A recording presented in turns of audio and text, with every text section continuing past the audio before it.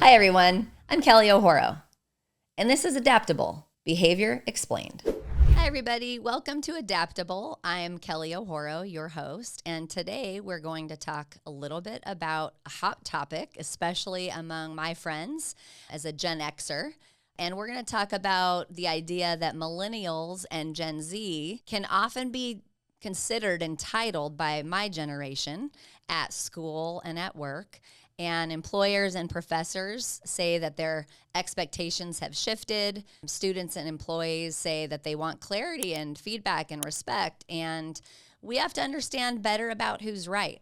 So I find myself on the defending side of this conversation oftentimes among my peer group because, well, I'm an expert on human behavior. And so I understand adaptation.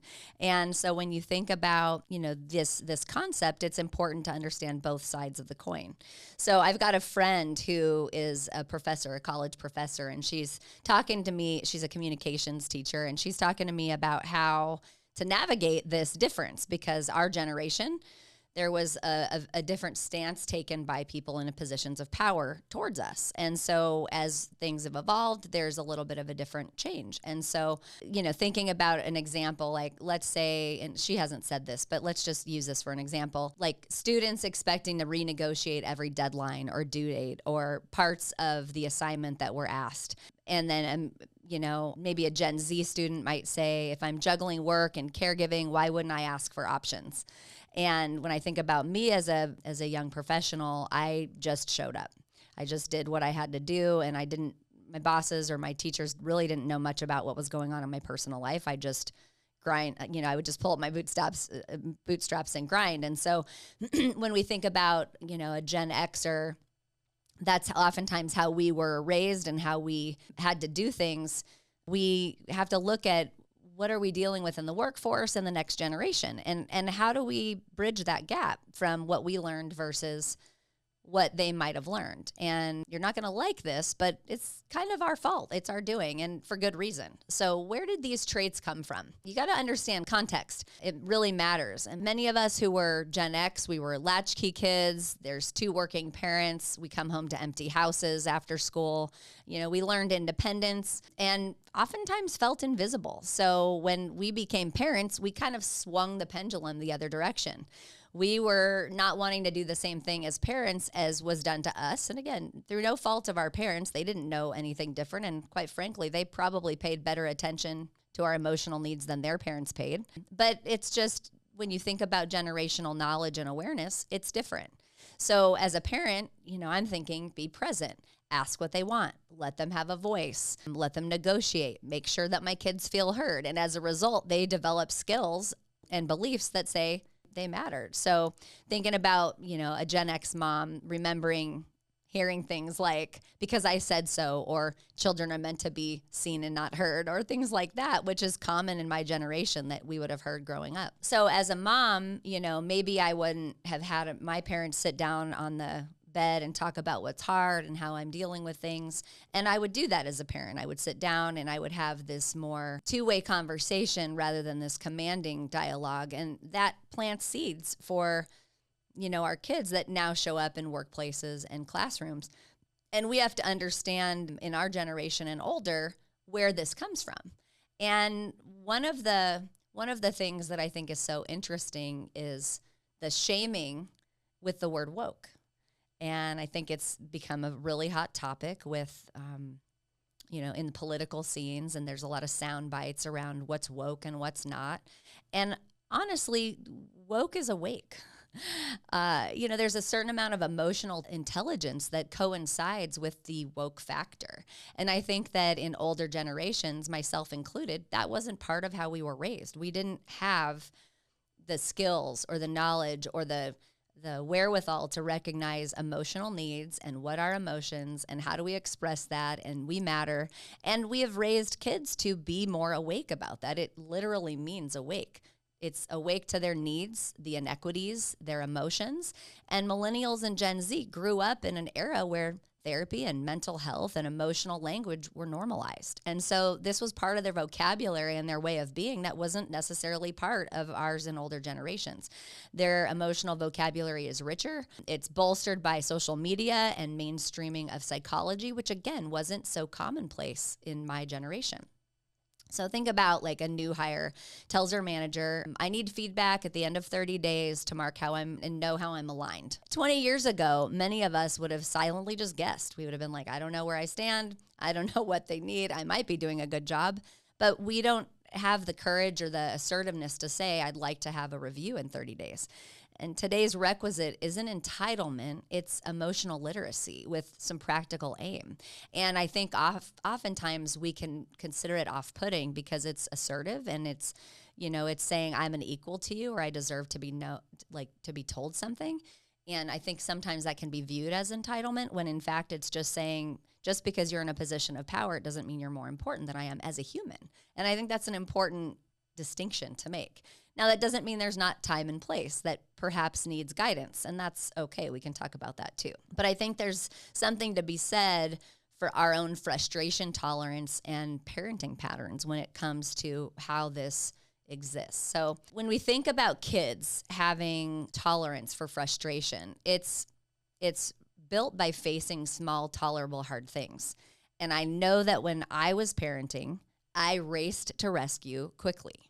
I jumped in and tried to ease the dis-ease in my children as fast as possible. Their distress made me uncomfortable because we didn't have that comforting experience so much growing up. And so there's a beautiful intention behind jumping in to make sure that people are okay as quickly as possible, but it's got some mixed outcomes that I don't think we could foresee because developing that distress tolerance is inherently really important. So thinking about, for example, like a millennial intern, let's say she melts down after there's some blunt red lines on a proposal and it's very critical in nature, and the supervisor thinks she just has thin skin. I would have had to hear about this, and you don't cry about it. You just make the corrections. But if that intern's learning history equates that feedback with dialogue and coaching and words around what was going on is what's normal, then there's a huge mismatch in the delivery. Because if the parents were like, here's where we went wrong and here's what you need to do differently, and then they come into the workplace with more of a curt, direct delivery, it's not that you can't say there's a problem. It's that there's a different presence of standards that create a rupture if we don't consider our delivery. And so I think that that's important to recognize that we can say hard things, and clear is kind, but we need to make sure we recognize our audience so that it lands, because the outcome really is that change needs to happen. And it's not that people are without capacity to realize they need to make improvements or change, but I think that the delivery needs to be thoughtful. Because of that, there's a little bit of a myth of entitlement. And it's really more of the reality of adaptation is how we were raised creates how we need to be seen and show up in our communication. So what looks like entitlement is often that adaptation to a world that values mental health, that values having a voice, that values collaboration and being treated as equal. And these generations were taught, your voice matters. You should ask for what you need. Expect feedback, not just grades or performance ratings. Like, figure out where you need to make improvements. And so there's something to be said for that as a person of power, whether it's a teacher or employer, and why it feels hard. These adapting of expectations can be more work. I can't just redline a paper. I've got to go, well, what don't I like about this? And what do I want to see in a future scenario? And then I need to check in and go, are you hearing what I'm saying? And does that feel too harsh? And are we on the same page? And do you get what I'm expressing? So that takes more time. It takes more effort. And I think that if we're taxed and we're overcommitted and we're overwhelmed, we might not have the bandwidth. And then we're also reflecting on our own experience. Nobody did that for me. Why should I have to do it for them? And there's this resentment. And so we bring this resentment. No one adapted for me, right? And so why should I have to do this? And the truth is change is inevitable and evolution is necessary. And so if we can look at things from a more detached, compassionate place, this is like care without enmeshment or overfunctioning, then we can hear needs and we can meet them where possible without compromising outcomes that we want. So let me give you an example. We'll go back to a professor again. So a professor keeps firm due dates, but offers one built-in flex window for every student each semester. Here are the rules. Here are the expectations, but then there's a human option. So the student then could feel respected, the standards remain intact, and they can have a personal experience that upsets a due date or a deadline because you built in one flex option. I know that we do something like that in our company. We have one oops if someone late cancels or no-shows. We say, you know what, humans are human. We're not going to charge you for the spot. But if it becomes a pattern or a habit, then there's a consequence. And so I think that building in some human flexibility is important.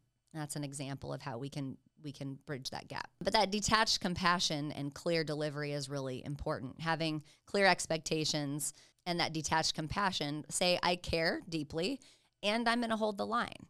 It's not rescuing. It's just responsive leadership. It's recognizing your audience. And that can be hard, especially if you haven't cleaned up your own mess around your own resentments or your own injustices about how you were treated by people in positions of power as you were coming up the ranks. And so the delivery of those expectations matters a lot, as much as the expectations themselves. And think about it. If you want a culture of your classroom, of the workplace, where people feel heard and respected and worthy, they're going to have a lot more productivity. They're going to be a lot more loyal. They're going to feel like they matter. And the truth of it is we have to adapt, right? The workforce is changing. And so recognizing that we want to say why something needs to be the way it needs to be, and that context kind of gives dignity. And saying the what. You know, here's the why, and then here's what's not negotiable. And then saying how we can get through this process with some support. And you can say when, like timelines, checkpoints. And so we want to be really clear where sometimes that might have been missing in generations past. So let me give you guys an example. So let's say I hear a class is juggling jobs and family. The learning goal is mastery of a certain topic by a certain week. Here's some non-negotiables. We've got 3 graded checkpoints. We've got one built-in flexibility. We've got this one 48-hour extension per student. No questions asked. If you need more, email before the deadline with a plan. And then my role is to help you succeed and uphold the standards. And so again, this isn't about habit forming. This is about recognizing the need for human flexibility. Or in the case of an employer, you know, our outcomes are safety, quality, and ship dates. Those can't move. So here's the feedback cadence and how to ask for help early if you need it. And if you need accommodations, we can explore options together that don't put the team at risk or the deadlines at risk. Because we care about you, but we care about the work, and we can align on both of those things. And so, again, having these examples set and conversations ahead of time can make teammates feel seen. Hidden issues can surface sooner. Cycle time improves, but ultimately the compassion plus clarity equals productivity. And so this is where recognizing we need to change the alignment, it's really important. And don't forget, every generation brings strengths and trade-offs. You know, baby boomers would say that a Gen Xer brought something that a baby boomer didn't bring, and it would be likely a complaint. And so when we think about how we all bring something from our generational adaptation together, you know, that's going to be part of it, right? People in Gen X say, you know, we gave independence, it gave grit. Millennials and Gen Z bring voice, empathy, collaborative problem solving. And honestly, the future needs both. And so I think it's good to understand. And also for Gen Z and millennials to understand what it was like to be part of a generation where there was just no flexibility, no human, side of things. And it was very pull up your bootstraps and figure it out kind of thing. And so it's a hard adjustment if that's not how you were brought up in the ranks of things. So I hope that makes sense. There's, of course, different examples for every scenario, but ultimately adaptability isn't about caving on standards. It's about integrating the best of each generation to serve a common mission and outcome.